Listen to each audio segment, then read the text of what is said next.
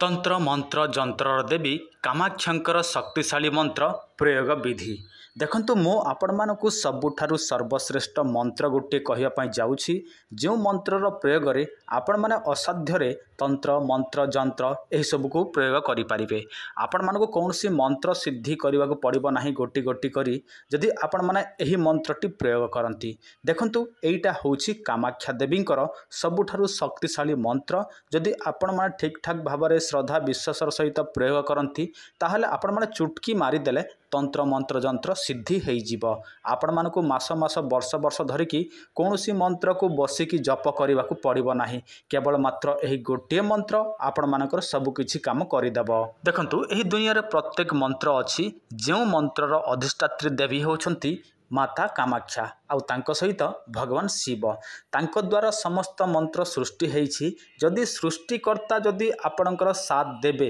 आपणक सहित रहिबे ताहले आपण माने भाबि नंतु जे आपणक पई किछि मध्य असंभव कार्य नुहे तो चलंतु मु आपण मानको कहूछि सेही दिव्य शक्तिशाली मंत्र विषय रे एही मात्र गोटे ताबिज आपण मानकर अनेक गुडिये काम रे आसीबो वशीकरण मोहन आकर्षण कार्यसिद्धि व्यापार वृद्धि शत्रु समस्या विवाह समस्या कोर्ट कचेरी समस्या ग्रह नक्षत्र समस्या पांगड़ नाशण समस्या चाकरी समस्या रोग समस्या भूत प्रेत समस्या ता छड़ा आपण मानकर जे कोनसी अदृश्य समस्या थिले मध्य एही ताबिज पिंधिबा द्वारा से सब समस्यार समाधान होई जिवो आपण मानको दरकार थिले आपण माने आम सहित जोगाजोग करंतु आपण मानको 7-8 दिन मध्य रे एहा बाय पोस्ट माध्यम रे मिली जिवो देखंतु आपनक मोबाइल स्क्रीन रे cling cling cling Kamakhya cling cling एही मंत्रटी देखा जाउथिबो आपण माने कोन करिवे प्रत्येक दिन ब्रह्म मुहूर्तरु आपण माने शय्या त्याग करिवे स्नान इत्यादि कर्म करिवे शुद्ध वस्त्र परिधान करिवे अगन्यास करन्यास एही सब करिवे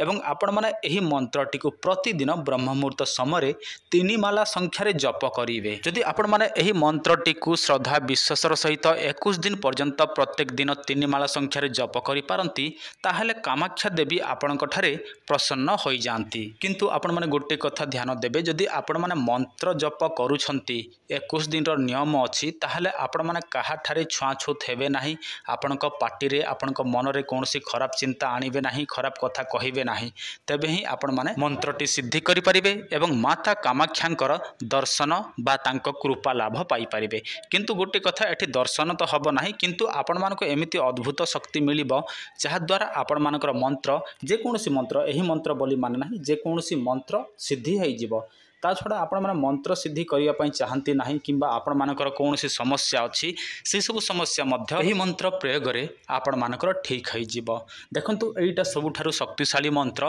तेणु आपण माने भाबी चिंती की प्रयोग करिवे जदि आपणक मन रे श्रद्धा विश्वास नाही आपणक पार्टी रे लगाम नाही आपणक माइंड सब बेले खराब दिगरे गति करूछि ताहले आपण माने एही मंत्र प्रयोग करंतु नाही काहे कि ना आपण माने प्रयोग करिवे आपण मानकर ही क्षति हबो आ मंत्र जप आपण माने जे कौनसी पूर्णिमा ठारू आरंभ करेंगे आपण माने केवल पूर्णिमा ठारू आरंभ करेंगे अन्य कौनसी दिन ठू आरंभ करेंगे ताहले आपण मानकु बहुत टाइम लगी जिवो 21 दिन रु अधिक लगी जिवो किंतु पूर्णिमा रु आपण माने एहा प्रयोग करेंगे बा जप करेंगे ताहले आपण मानकर 21 दिन मध्य रे मंत्र सिद्धि हेबा सहित माता कामाख्यांकर कृपा करुणा एही सब मध्य प्राप्त होई जिवो।